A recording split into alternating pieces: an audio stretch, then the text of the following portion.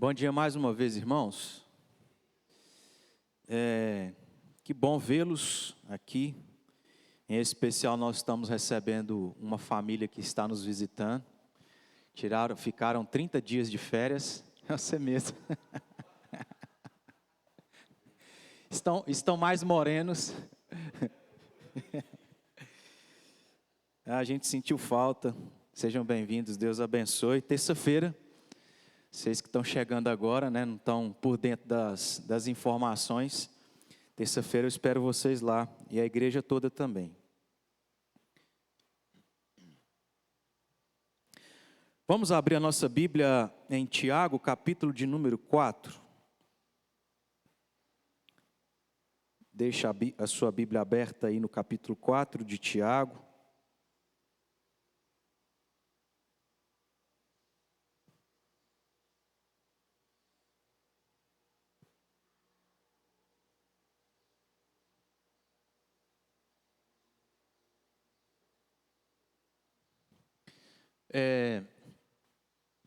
Nós estamos já no meio do mês de janeiro, né?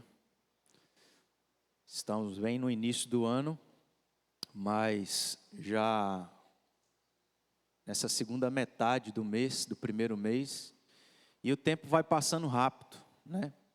Mas apesar disso, eu creio e imagino que todos nós, em algum sentido, já fizemos alguns planos para algumas coisas que a gente tem como objetivo alcançar, conquistar e vivenciar nesse ano. Talvez a gente até esteja aí elaborando alguma coisa nesse sentido e provavelmente nós vamos acrescentar outros planos que a gente deseja e espera alcançar nesse ano de 2023, talvez algumas coisas diferentes daquilo que a gente viveu ano passado, talvez até algumas coisas que a gente planejou, mas não conseguiu, e agora está reafirmando esse desejo de tentar novamente. E aí a gente pode pensar em coisas diversas, né?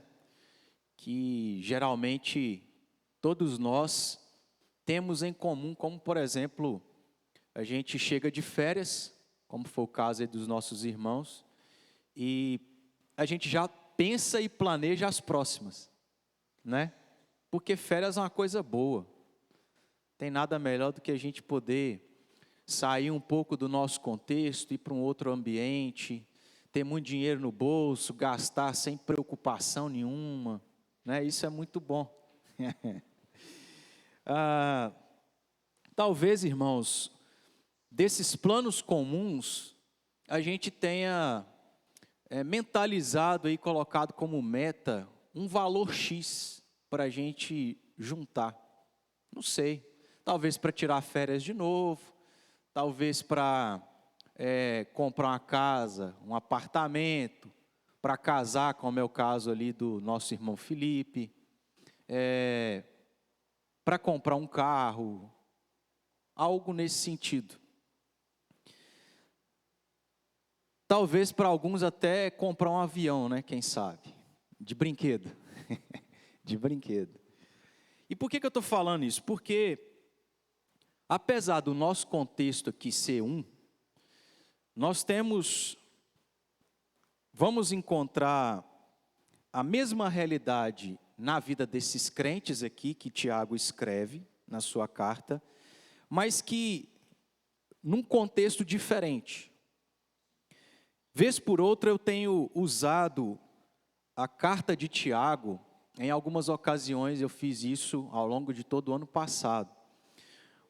A última passagem que nós tratamos sobre Tiago, aqui nas quintas-feiras, os irmãos que puderam participar, foi sobre sabedoria. Sabedoria, como tê-la e as diferenças, ou os dois tipos de sabedoria, dos quais um é terreno e o outro é celestial. E aí, eu também geralmente costumo passar para os irmãos qual que era o contexto, né, desses crentes. E se a gente ainda não sabe, volta aí, deixa marcado capítulo 4, mas volta para o capítulo 1, onde nós temos, no primeiro versículo deste capítulo, informação a respeito de qual que era o contexto desses crentes, que como nós estamos aqui falando, era diferente do nosso, mas que apesar disso, tanto eles quanto nós temos algo em comum, que é fazer planos. Versículo 1, a carta começa, Tiago começa sua carta ao escrevê-la dizendo: Tiago, servo de Deus e do Senhor Jesus Cristo. Então ele se identifica como o autor, o remetente, e a parte final do versículo 1, ele identifica quem era o destinatário daquela carta. E ele apresenta aqui, ou faz uso de um termo que era comum no caso de judeus. Ele se refere a esses crentes como as 12 tribos que se encontravam na dispersão. Então nós temos aqui nessa última parte do versículo 1, duas informações importantes. A primeira delas é que Tiago está escrevendo para judeus, por que não gentios? Porque os gentios não conheciam a lei, o Antigo Testamento, o contexto e a história do Antigo Testamento, aonde nós que conhecemos sabemos muito bem que 12 tribos se refere a os 12 filhos de Jacó ou de Israel, ao povo de Deus, aos israelitas, não aos gentios. E a segunda informação é o contexto, que como eu disse, é diferente do nosso, que era um contexto de perseguição. A palavra dispersão remete justamente ao que a gente encontra, por exemplo, abra aí, no capítulo 8 de Atos, no versículo 1.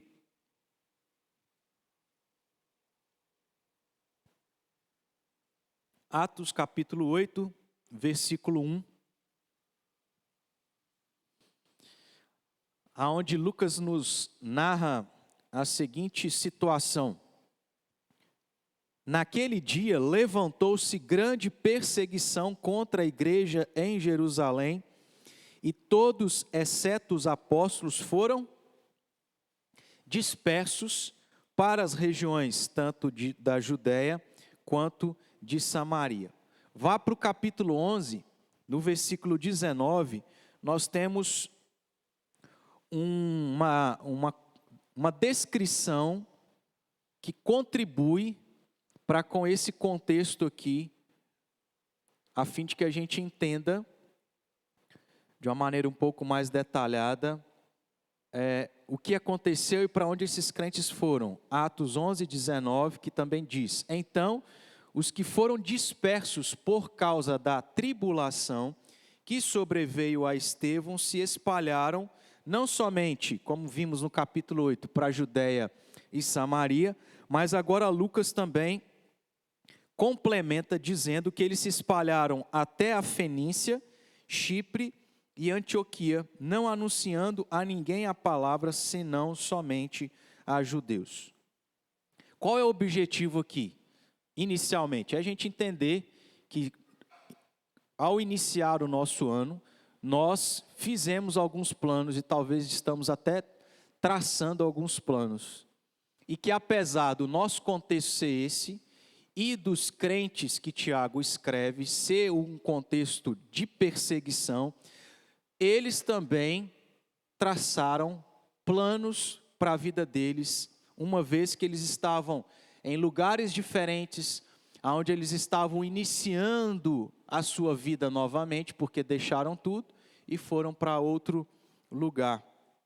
Capítulo 4, que foi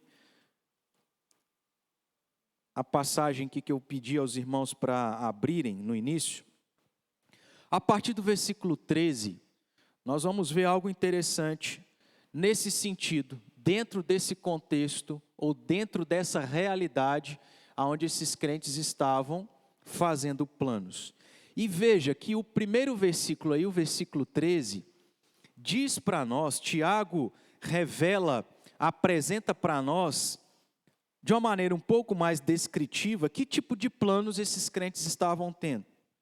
Diz aí no versículo 13: hoje ou amanhã, ele está aqui citando algo que os crentes estavam dizendo, que era: hoje ou amanhã iremos para a cidade tal, e lá passaremos um ano, e negociaremos, e teremos lucros. Isso é ou não é um plano? Qual é o plano de hoje? Hoje eu vou para a cidade tal, eu vou passar um tempo lá, eu vou negociar para eu ter lucro. Ou se não for hoje, amanhã. Isso nada mais é do que também um tipo de plano. E no caso desses crentes, ou alguns desses crentes, o planejamento deles era isso aqui. Ok. Tiago, tendo ciência a respeito desta situação que estava acontecendo com esses crentes, na verdade, vê um problema nisso e os repreende por causa desses crentes estarem fazendo planos. É isso que a gente vai ver aqui nos versículos restantes. Versículo 13, os crentes perseguidos, vida que segue, vamos fazer planejamentos para aquilo que a gente espera vivenciar nesse contexto e nessa realidade. Tiago aqui apresenta que plano é esse. E aí, nesse sentido, ele vê um problema. Ele vê algo que estava acontecendo, que não deveria acontecer, e por isso ele vai os repreender. Isso está nas palavras iniciais aí do versículo 13, quando Tiago começa dizendo: atendei agora vós que dizeis isso aí que nós acabamos de ler, que eram os planos que eles estavam cogitando. Quando Tiago fala sobre atendei agora vós que dizeis, em outras palavras, ele está dizendo assim: ouçam agora, prestem atenção, vocês que estão dizendo que vão fazer isso, que vão fazer aquilo outro, que vai acontecer isso e vai acontecer aquilo outro. Vocês que estão fazendo planos, prestem atenção no que eu quero apresentar para vocês. Então, é uma repreensão de Tiago em relação ao que eles estavam fazendo, que era planejar coisas pelas quais eles desejavam. Só que, obviamente, a gente tem que fazer um questionamento, que é: por que Tiago vê problema nisso que eles estavam fazendo? Por que Tiago está chamando a atenção desses crentes e está os repreendendo ao fazerem planos? Qual é o problema, qual era o problema desses crentes estarem fazendo planos? Veja aí os versículos 16 e 17, que são os versículos finais, o motivo do porquê que Tiago vê problema e repreende esses crentes em relação aos planos que eles estavam fazendo. Por quê? Vamos pensar aqui antes de ler, ou de considerar o significado desses dois versículos. Há problema de você planejar sair de onde você está, ir para um outro local, para que você ali possa ter algum tipo de trabalho e através do trabalho ter um recurso financeiro? Não. Isso aconteceu, por exemplo, com Peter, né? Morava em Belo Horizonte, veio para Patos. Foi um plano muito semelhante a esse. E aí eu pergunto, isso é um problema em si? E está ganhando muito dinheiro. É tanto que está saindo de férias, né? Aí, isso que eu ia falar. Recebe aí, né? Não há problema, só que Tiago está dizendo para esses crentes, ao ponto de escrever a eles e falar: atendei agora, prestem atenção nisso que vocês estão fazendo, nessa atitude que vocês estão tendo. Versículos 16 e 17. Vos jactais das vossas arrogantes pretensões. Toda jactância semelhante a essa é maligna. Portanto, aquele que sabe que deve fazer o bem e não faz, nisso está pecando. Várias palavras usadas por Tiago aqui servem para a gente entender as razões e os motivos do porquê que ele vê problema e repreende esses crentes em relação aos planos que eles estavam tendo. Primeiro, essa palavra estranha aí, jaquitais. O que é jaquitar? Talvez a gente nunca nem, como é que fala? Conjugou o verbo jactar, né? Jactância nada mais é do que gloriar ou se orgulhar de algo. Então veja, não dá para entender, mas de maneira geral, Tiago está dizendo, é problemático o plano que vocês estão tendo. E a atitude que vocês também estão tendo. Por quê? Em primeiro lugar, é uma atitude aonde Tiago relaciona isso a arrogância, orgulho e glória a si mesmo. O que mais? Ele também fala aí sobre arrogantes pretensões, ou seja, essa atitude de confiar em seu próprio poder e em seu próprio recurso. A atitude de confiar na estabilidade das coisas terrestres. Quando a gente fala sobre jactância, não fica muito claro por que esse tipo de plano era problemático. Ainda que a gente entenda que signifique glória própria, ainda que a gente entenda que signifique orgulho, arrogância. Essas arrogantes pretensões aqui nos ajudam a entender de uma maneira um pouco mais clara por que Tiago está vendo problema no plano que eles estavam tendo. Porque, em outras palavras, eles estavam confiando no próprio poder e nos próprios recursos, nas coisas terrenas e materiais, como aquilo que daria estabilidade para a vida deles.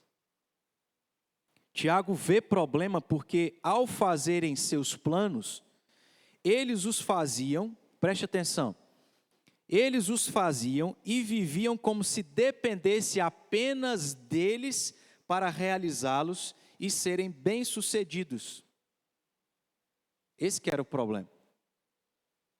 É pela minha própria força, é pelos meus próprios recursos, é pelas coisas materiais e terrenas. E aí, para piorar, um outro sentido e relacionado a isso, que é uma das coisas que Tiago também vê como problema e encara como problema, é que eles não apenas tinham esse sentimento, mas ao fazerem os planos e serem bem-sucedidos na realização desses planos, eles se gabavam. É aí onde que vem a palavra jactância, glória, arrogância, soberba. Eu fiz um ótimo plano, eu estou confiando nesse plano, eu estou confiando na minha própria capacidade, nos meus próprios recursos, e sendo bem-sucedido, ainda por cima, eu chego para todo mundo e falo assim, ó, eu fiz isso, aquilo, outro, consegui lucro 100%, 200%, olha como que eu sou um bom planejador, uma pessoa boa na estratégia. Tem um comentarista que diz assim, sobre isso, esses comerciantes, ou esses crentes, alguns deles, apoiavam-se em suas próprias ideias e orgulhavam-se das suas realizações. Eles sentiam orgulho dentro de si mesmos ao planejarem o futuro com tamanha segurança. Sendo assim, eles estavam dando glória a si mesmos, ao invés de darem glória a Deus, que é quem é digno de receber toda a honra, todo o louvor e toda a glória. É por isso que Tiago está dizendo, complementando aqui, toda jactância semelhante a essa é maligna.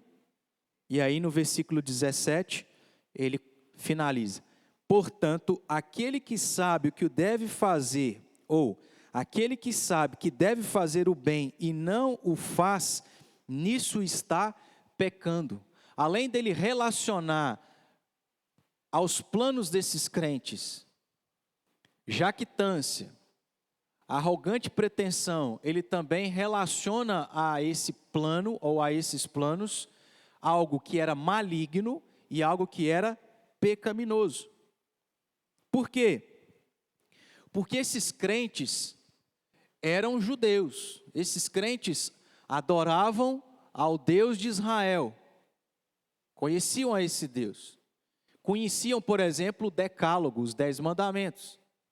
Eles sabiam que os 3, 4 primeiros mandamentos se referem a Deus. Não terás outros deuses diante de mim, não farás para ti imagens de escultura, não tomarás o nome do teu Deus em vão. Eles sabiam que deveriam dar glória a Deus, e sabendo o que eles estão fazendo? O oposto a isso.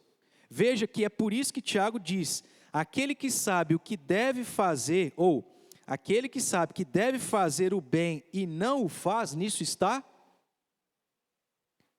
Eles estavam tomando glória para si mesmos. Nós estamos confiando em nós mesmos, nós estamos confiando nos nossos planos, os nossos planos estão dando certo e nós estamos dando glória a nós mesmos. E eles sabiam que não deveriam fazer isso. Por isso, era algo maligno e também pecaminoso. Nós falamos aqui, no início, que lá no versículo 1 do capítulo 1, o termo 12 tribos se refere, ou é uma expressão judaica, do entendimento dos judeus. Conhecendo a Deus, eles estavam pecando em não fazer o que deveriam, deixando de fazer o que deveriam, pecando por omissão, que geralmente é uma coisa que nós não levamos tão a sério. Geralmente a gente pensa que o que é pecado é fazer o que nós não devemos, mas também é pecado deixar de fazer o que se deve, pecar por omissão. Tem um texto que fala sobre isso, vamos abrir aí em 1 Samuel,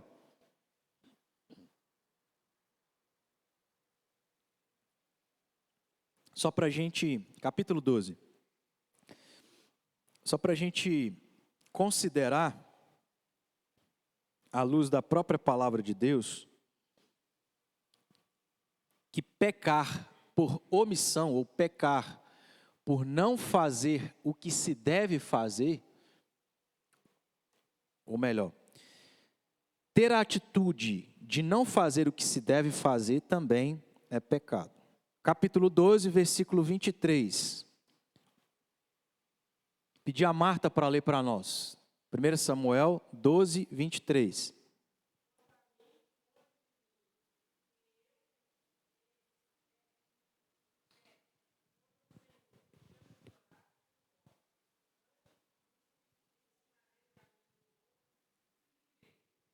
Então veja, aqui é o servo de Deus dizendo que ele entende que deixar de fazer o que deveria, que no caso aqui era orar pelo povo, era um pecado de omissão.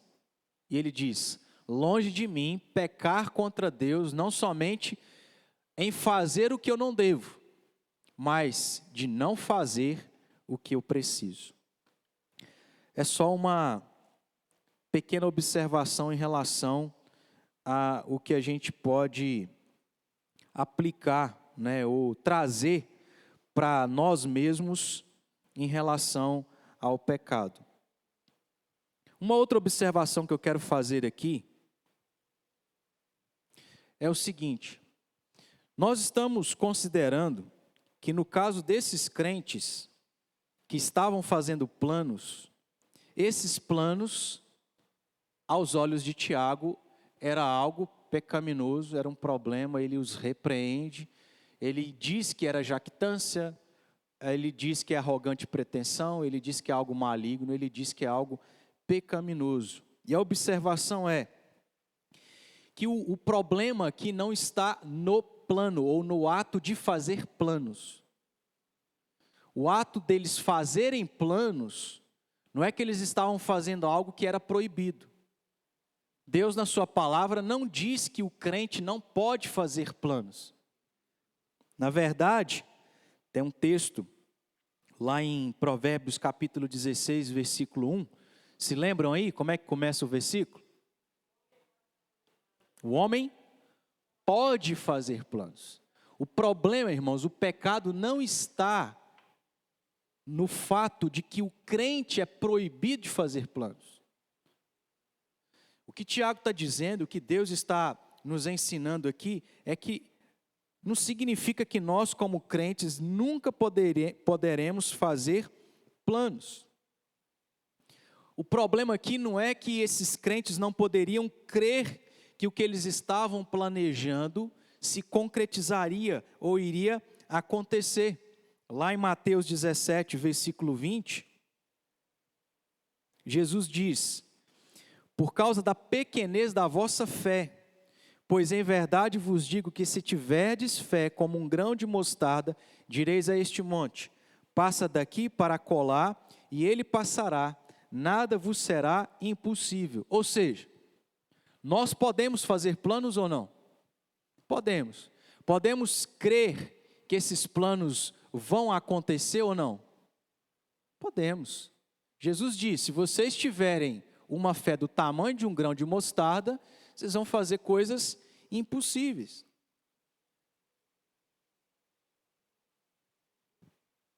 Só que o crente não pode fazer, preste atenção nisso, porque esse aqui que é o ponto. O problema não está em fazer planos, nem crer que eles acontecerão. O problema é que nós não podemos fazer tudo isso sem incluir Deus e sem atribuir a Ele um motivo por termos sido bem-sucedidos. Essa é a questão. Esse era o problema desses crentes. Eles não estavam incluindo Deus nos seus planos. Eles não estavam demonstrando e colocando a sua dependência em Deus para as coisas acontecerem.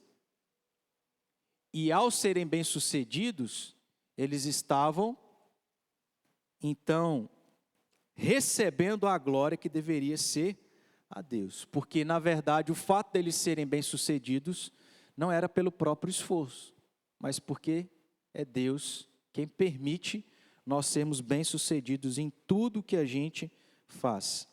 Veja que no versículo 14, então, Tiago fala algo interessante nesse sentido. Ele diz aí: vós, por que os planos, ou a maneira como eles estavam fazendo seus planos, era um problema aos olhos de Tiago? Porque Tiago diz: vós não sabeis o que sucederá amanhã. O que é a vossa vida? Sois apenas como neblina que aparece por um instante e logo se dissipa. Em outras palavras, o que Tiago está dizendo é: vocês estão planejando como se as coisas dependessem apenas de vocês, mas vocês não são nem oniscientes e nem onipotentes. Vocês não sabem o que vai acontecer no dia de amanhã.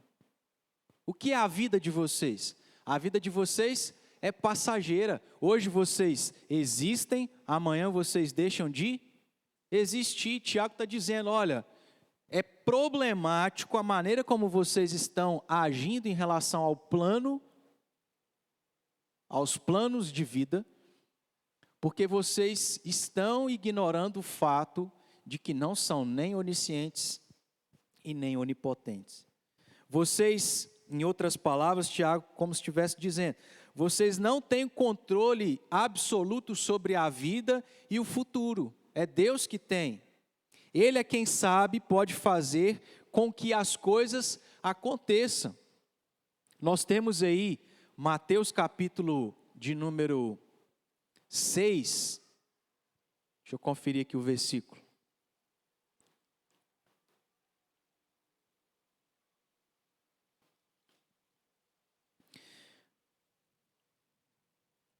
versículo 27, capítulo 6 de Mateus, versículo 27, Jesus dizendo: qual de vós, por ansioso que esteja, pode acrescentar um côvado ao curso da sua vida? O ser humano é impotente diante daquilo, ou diante da realidade da vida. Ele não tem o controle. Lá citando Provérbios 16, o sábio diz: podemos fazer planos, mas quem determina se vai acontecer ou não é Deus. A resposta certa vem dos lábios do Senhor. Esse que era o grande problema desses crentes.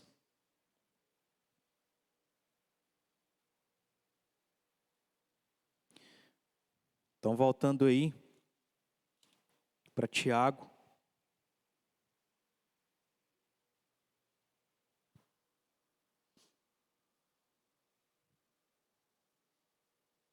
Versículo 15 agora.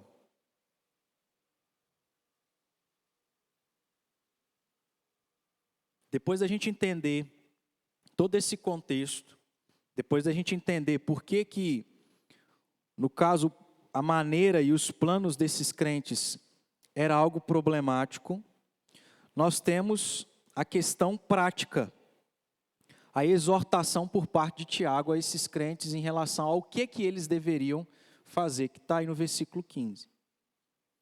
Diz aí: em vez disso, ou contrário à maneira como vocês estão agindo em relação aos planos, o que vocês devem fazer? O que vocês deveriam dizer? Ele diz: se o Senhor quiser, não só viveremos, como também faremos isto ou aquilo. Olha que interessante. Tiago, se a gente pega lá os versículos 13 e 14,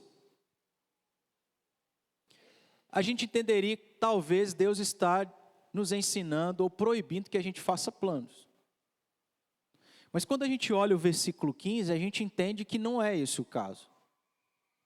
Dentro do próprio texto aqui, o próprio texto responde para nós que o problema não é fazermos planos, mas é a maneira como nós fazemos, a maneira como nós lidamos com os nossos planos.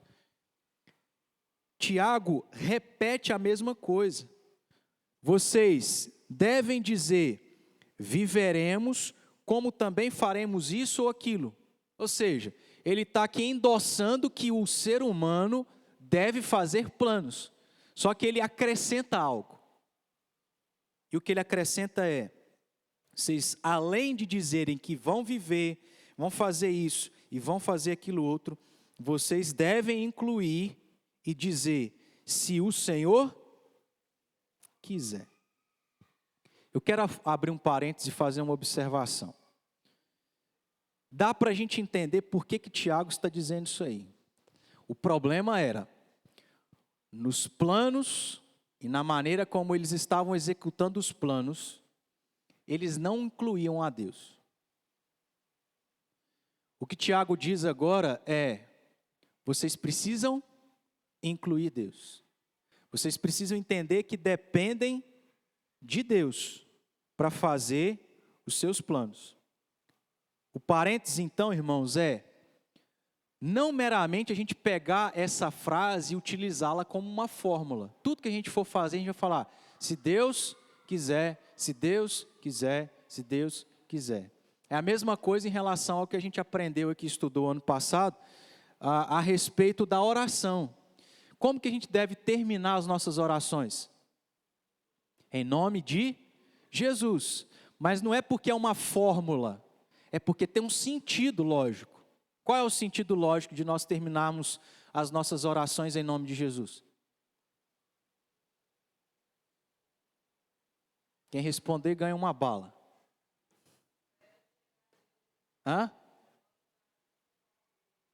Porque na verdade elas só chegam por meio de Jesus.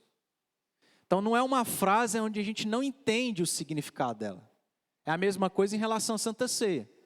A gente está meramente enganando o nosso estômago de comer um pedacinho de pão quadrado e poucos ml de suco de uva. A questão não é o alimentar fisicamente, mas é o símbolo e o significado por trás desses dois elementos. E Tiago está dizendo a mesma coisa. Não é para a gente repetir como um mantra, como uma palavra mágica, mística, porque se a gente utilizar, aí as coisas vão acontecer. Não. O sentido aqui, ou o princípio é, em tudo que eu fizer, eu preciso entender que não depende de mim, das minhas capacidades, das minhas habilidades, do que eu tenho, mas de Deus. Pois não.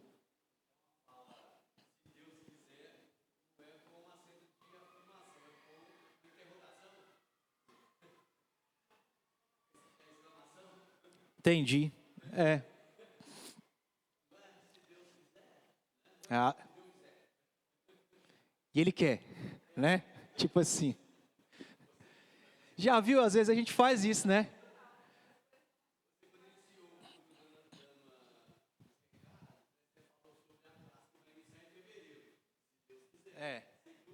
Exato, porque as coisas mudam. A gente tem que fazer plano, não dá para viver uma vida desorganizada, né? Ah, o que tiver que acontecer vai ser e tal. Não, a gente tem que se organizar, mas nós temos que ser responsáveis. Mas quem é soberano sobre a nossa vida, que tem o controle de permitir uma pandemia ou não, não somos nós. Não são os chineses lá, os japoneses, sei lá, os orientais lá. É Deus. É nesse sentido. E aí, voltando aí e brincando, às vezes a gente faz isso, né? Ah, se Deus quiser, e Ele quer, né? Porque cai dentro daquilo que a gente falou terça-feira passada.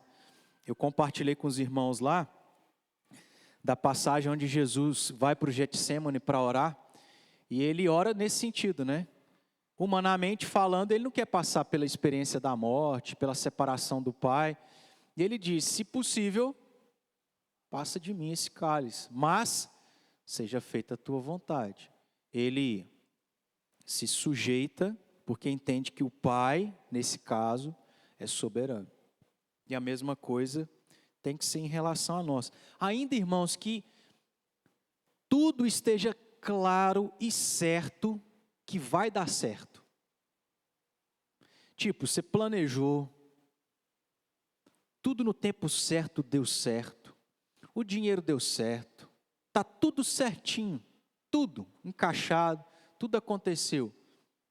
No último instante, pode ser que alguma coisa aconteça e o que a gente planejou não funcione. Por quê? Não depende de nós, não está na nossa própria capacidade. Esse é o detalhe aqui que eu quero considerar com os irmãos.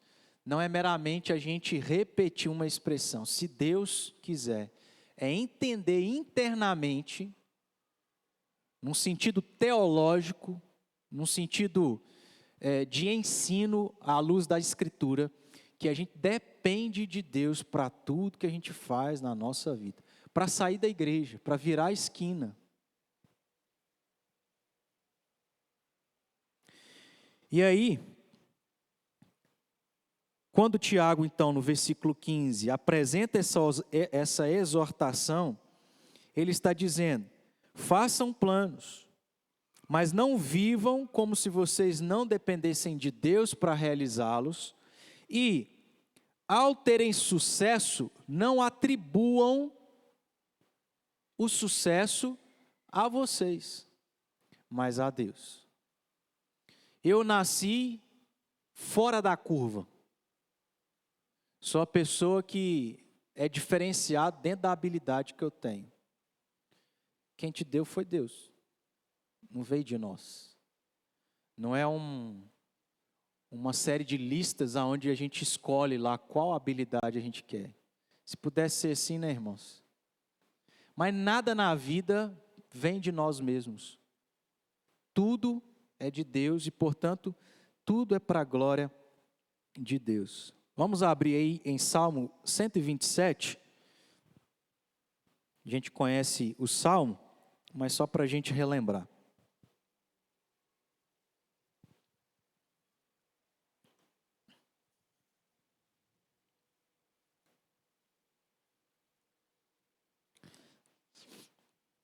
Diz aí, versículos 1 e 2. Vamos juntos? Se o Senhor não edificar a casa, em vão trabalham os que edificam.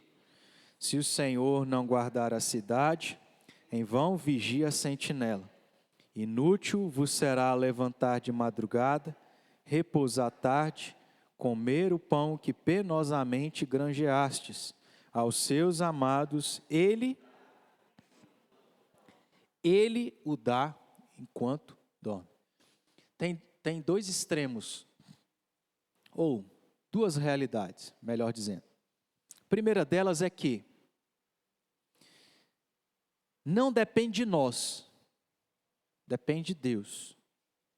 Portanto, por mais que eu me esforce, o meu esforço não garante nada.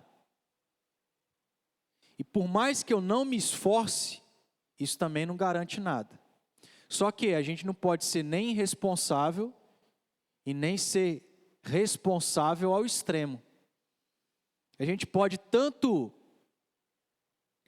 não fazer certas coisas e Deus prover para nós, como nós podemos fazer certas coisas e Deus não prover para nós. Por quê? Depende sempre dele. Porque a gente pode pensar assim, eu sou responsável, então eu tenho que fazer a minha parte. Mas se eu não conseguir fazer a minha parte, depende de eu fazer a minha parte para algo acontecer? Não. Deus é soberano, é o Deus por excelência, é o Deus que provê tudo quanto a gente precisa. Entendeu por que isso era um problema então, irmãos? Não é pecado nós fazermos planos, devemos fazer planos. Devemos fazer planos crendo e confiando que a gente vai conseguir aquilo, mas de que não depende de nós, e sim de Deus. E ao acontecer, é glória a Deus.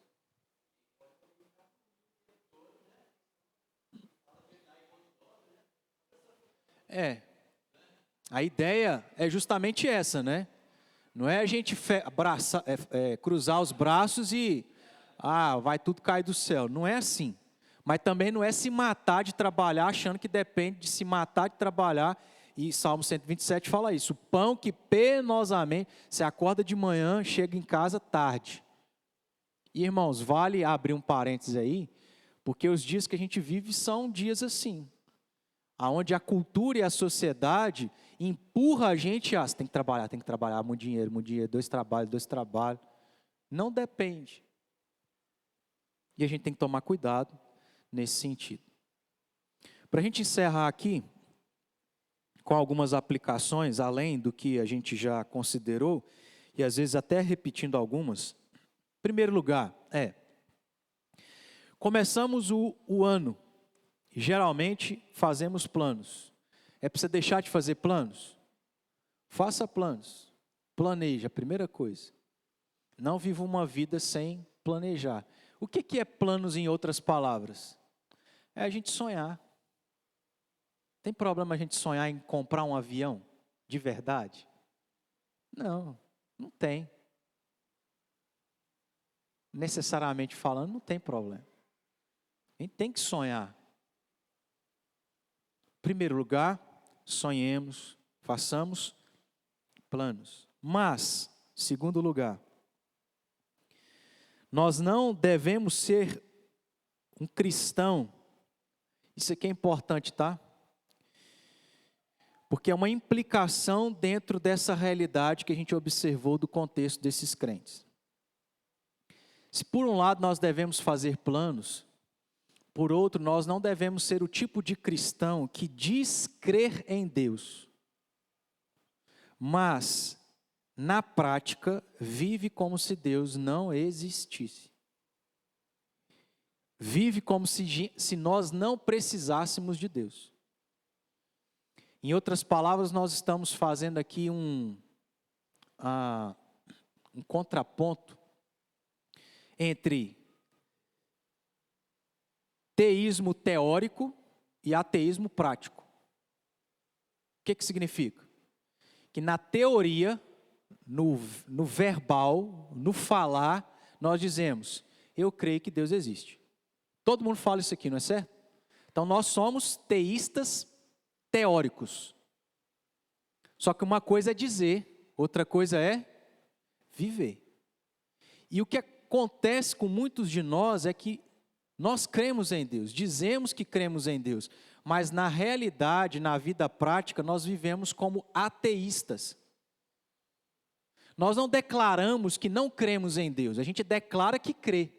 Mas na vida prática, muitas vezes a gente vive como se Deus não existisse. Por quê? Porque às vezes nós vivemos sem demonstrar que dependemos de Deus.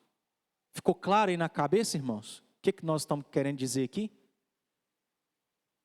Quando, por exemplo, a gente deixa de ter uma vida de oração, nós estamos sendo ateístas práticos. Estamos vivendo como se a gente não precisasse de Deus. Dá conta, eu consigo fazer sozinho. Não preciso de Deus para eu ser bem-sucedido nisso ou naquilo outro. A segunda coisa que a gente precisa fazer então é, apesar de podermos fazer planos e devemos fazer, não vivamos uma vida onde, na prática, a gente demonstra que não depende de Deus. Terceiro lugar, ou um subponto a essa segunda aplicação. Nós não devemos viver assim, na prática, como se Deus não existisse. Por quê? Porque viver assim é viver como as pessoas viverão nos fins dos tempos. Abra aí a sua Bíblia lá em Mateus capítulo 24.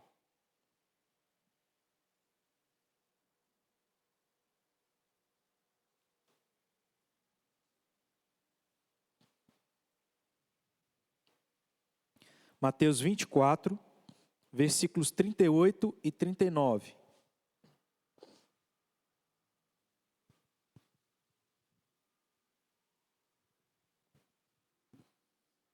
Jesus, no seu sermão profético, diz: porquanto, assim como nos dias anteriores ao dilúvio comiam e bebiam, casavam e davam-se em casamento, até ao dia em que Noé entrou na arca, e não o perceberam, senão quando veio o dilúvio e os levou a todos, assim será também a vinda do Filho do Homem. O que foi o dilúvio? Foi uma sombra do que será quando Jesus estiver para voltar. Juízo. Lá foi o juízo parcial. Quando Jesus voltar, vai ser um juízo final e total. E Jesus está se apropriando desse evento que é uma sombra do que acontecerá quando ele voltar, para dizer que a mesma coisa que caracterizou o estilo de vida das pessoas naqueles dias, será o que vai caracterizar o estilo de vida das pessoas quando Jesus estiver para voltar. Que é o quê? Uma vida aonde eu vivo, aproveito da vida, mas não preciso de Deus e vivo como se Ele não existisse. E é perceptível que os dias que a gente vive são assim, inclusive entre nós crentes. Por exemplo, irmãos, eu já citei a questão da oração, a gente pode citar a questão da leitura da Bíblia, a gente pode citar a questão de vir à igreja. Qual é a mentalidade de muitos crentes? Eu não preciso de ir à igreja, eu não preciso disso. Eu não preciso fazer isso e aquilo outro, eu consigo fazer sozinho. E aí é onde muitos crentes caem, porque não dá para viver sem depender de Deus e as coisas relacionadas a Deus. Por que nós devemos não só dizer que cremos que Deus existe, mas através da nossa vida prática demonstrarmos que nós cremos de fato que Deus existe. Porque se a gente faz diferente disso, nós estamos vivendo como as pessoas viverão nos últimos dias. Não estou preocupado, Jesus vai voltar, isso é balela, quanto tempo? Quantas vezes falaram que Jesus ia voltar e ele nunca veio? Não vai voltar, isso é mentira. Vivem como se tudo tivesse normal, como se não houvesse um juízo final. Segundo motivo, ou subponto, do porquê que nós devemos demonstrar na vida prática que cremos de fato em Deus. Por quê? Viver diferente disso é também viver como os gentios. Ainda que a gente diga que crê em Deus, mas na vida prática a gente demonstra que não está lembrando que Ele existe, porque a gente não depende dEle, é viver como os gentios vivem. Voltando lá em Mateus capítulo 6, no Sermão da Montanha, nós citamos aqui o versículo 27. No versículo 32, Jesus diz aí, que, olha que interessante isso aqui, irmãos, e fala demais, isso é pertinente demais para nós como crentes também.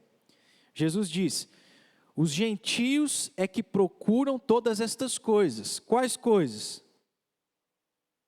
Comer, beber, vestir, e se preocupar com essas coisas.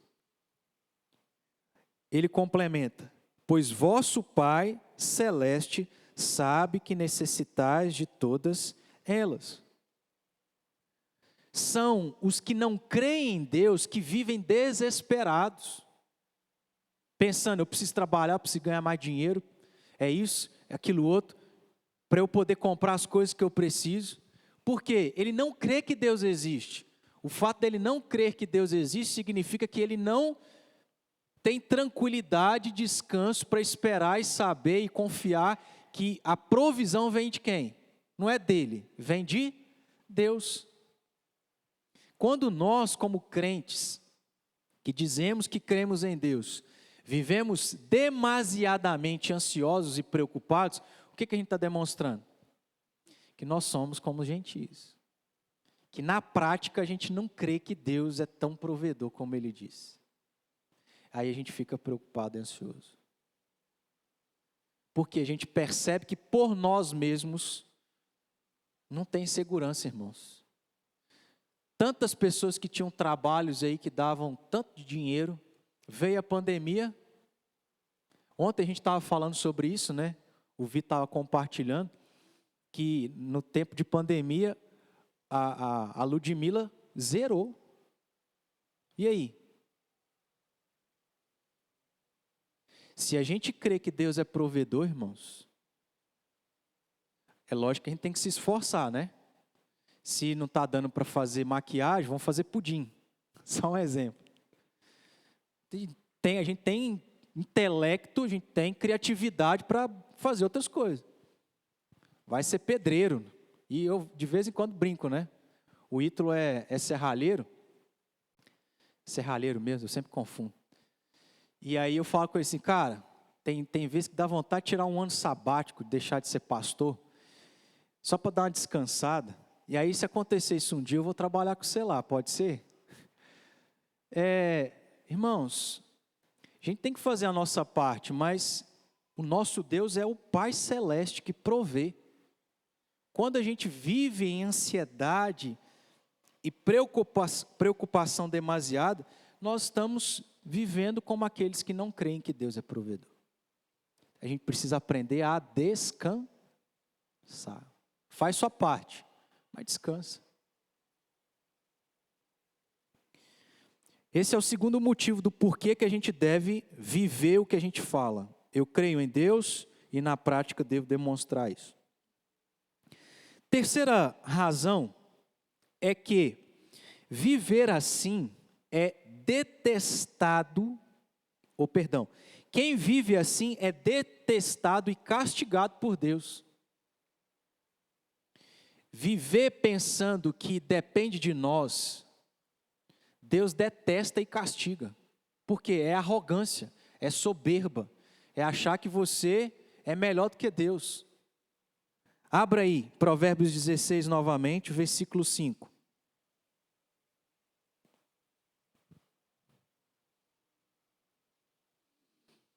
Provérbios 16, 5.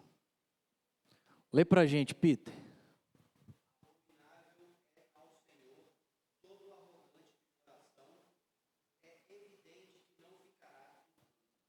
O contexto de Provérbios 16, 1 a 5 é o mesmo aqui de Tiago. Mesma coisa. Fala de plano, tanto um texto quanto o outro. E aí o sábio vai dizer, Deus é soberano. Porque o versículo anterior, se não me engano, fala aí que Deus, inclusive, determinou que ímpios seriam ímpios para o dia da ruína. O que ele quer dizer? É um exemplo a respeito da soberania de Deus. A gente faz planos, mas Deus é que é soberano. Exato. E aquele que ignora isso, aquele que é arrogante de coração, como está no versículo 5, o que é declarado? Deus abomina, e é certo que não deixará de ser castigado. Por que nós não devemos viver como se a gente não precisasse de Deus? Não, aqui eu dou conta. Porque Deus abomina e Deus castiga quem acha que é alguma coisa. Eu sou muito bom, é pela minha própria força, pela minha própria capacidade. Vimos aqui duas aplicações. A primeira delas é, faça planos. A segunda é, ao fazer planos, dependa de Deus. Não apenas diga que você depende, mas na prática demonstre que você depende. Terceira aplicação, planeje, aqui está dentro do que eu acabei de dizer, né? Planeje dependendo sempre de Deus. Quarto, ao concretizar os seus planos, atribua a Deus o sucesso destas coisas. Só cheguei até aqui por causa de Deus. E eu louvo a Deus porque nós, como crentes, geralmente fazemos isso. É um culto de formatura, é um culto de ações de graças. Está mais claro na nossa mente que não foi por nós, né? É Deus. É graça de Deus. Estou citando muito o Vitor aqui hoje, né? Você vê, o Vitor casou com a Ludmila, graça de Deus. Não foi por causa da beleza dele, que a gente sabe que, né, não é lá assim grandes coisas.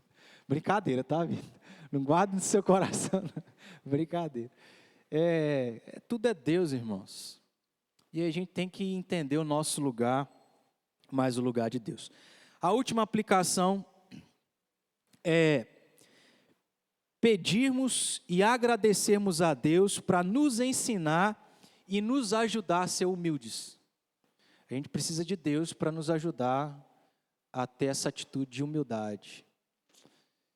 Eu sou o cara mais bilionário do mundo, mas eu sei que é Deus. Esses dias eu estava vendo um corte de um podcast com o Danilo Gentili, que veio de um contexto cristão, né? E até diz que crê em Deus e tal. E aí ele estava dizendo justamente que já passou por tanta dificuldade, porque parece que ele perdeu o pai, depois perdeu a irmã logo em sequência. Passaram muita dificuldade financeira e ele está onde está hoje. E ele fala que ele não tem apego a absolutamente nada, porque ele já perdeu tudo. E a gente vê, de certo modo, uma atitude humilde, de reconhecer que e ele fala isso, que ele só chegou aonde chegou porque foi Deus que deu para ele. Ele diz isso. E a gente precisa pedir a Deus para nos ensinar a aprender a ser humildes. O último texto aqui para a gente, de fato, encerrar e orar, irmãos, é uma passagem do apóstolo Paulo, na sua segunda carta aos Coríntios, no capítulo 12. Nós vamos ler os 10 primeiros versículos, porque tem a ver com o que a gente está dizendo aqui.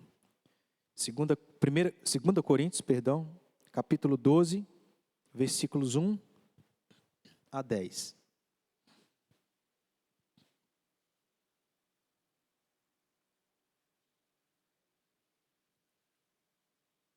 Acharam?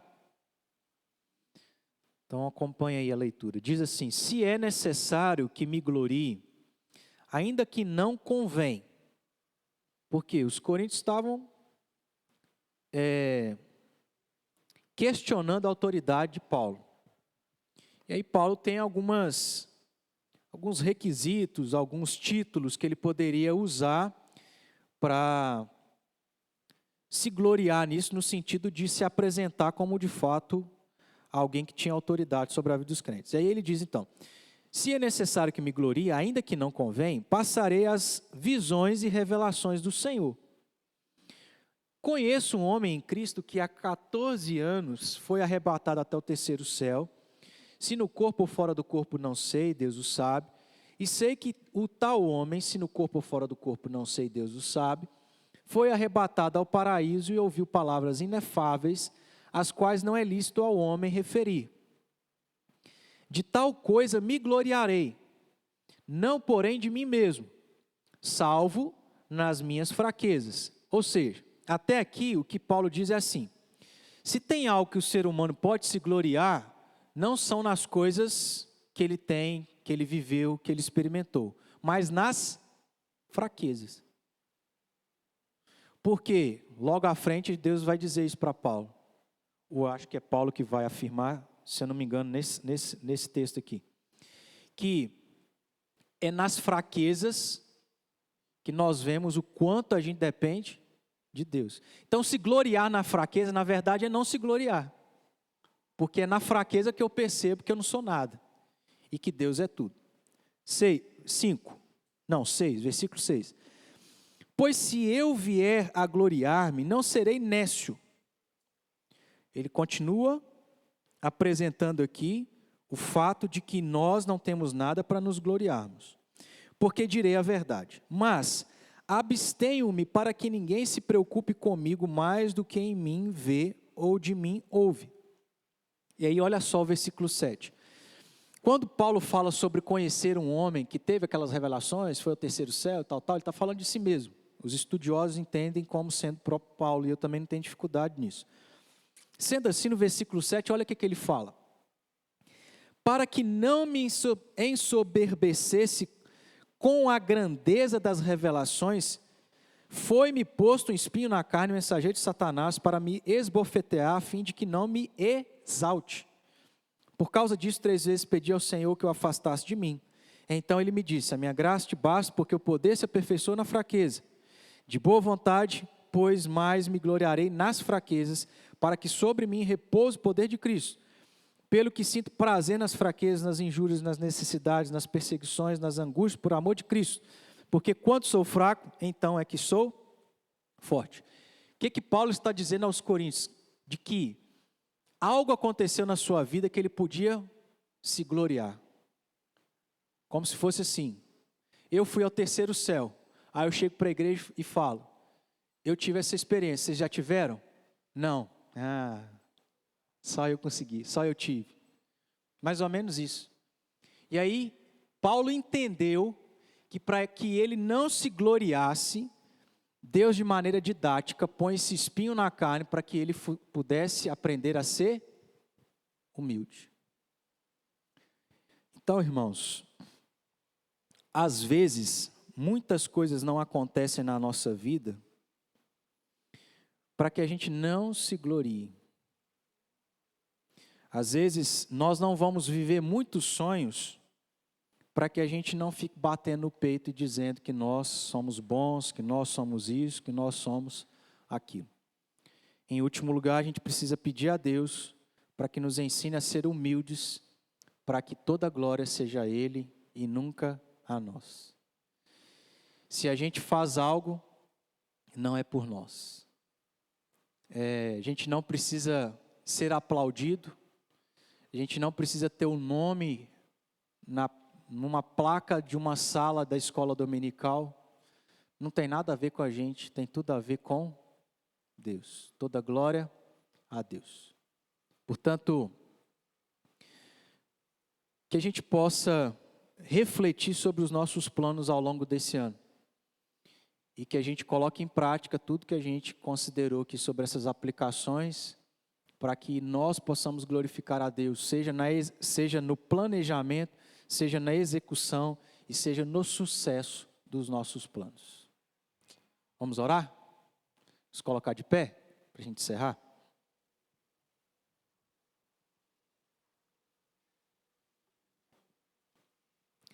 Obrigado, ó Pai, pela vida que o Senhor tem nos dado e a oportunidade de já termos vivido tantas coisas e podermos viver tantas outras. Obrigado, Senhor, porque o Senhor criou todas as coisas belas como são, para que a gente possa desfrutar. E devemos, ó Deus, sonhar em desfrutar muitas coisas que o Senhor permite.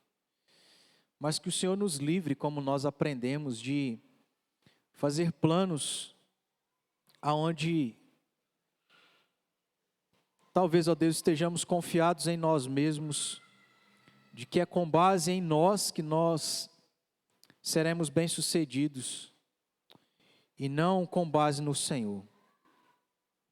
Tem misericórdia para que a gente, em tudo na vida, possa depender do Senhor. Possa reconhecer que sem ti nada somos. Possamos, ó Deus, buscar no Senhor, para que a gente seja bem-sucedido. E ao ser, dar glória somente a ti. Que o Senhor permita que a gente tenha a experiência, a grata experiência de realizar muitos sonhos, muitos planos ao longo deste ano. Mas que seja da maneira certa, como nós aqui aprendemos. Ó Deus, nos abençoe, é o que a gente assim pede, é o que a gente ora ao Senhor, ao mesmo tempo, e lembrando, pedindo que o Senhor nos ajude a ser humildes e a aprender a ser e viver dessa forma. Nos leve em paz, em nome de Jesus. Amém. Deus abençoe, irmãos.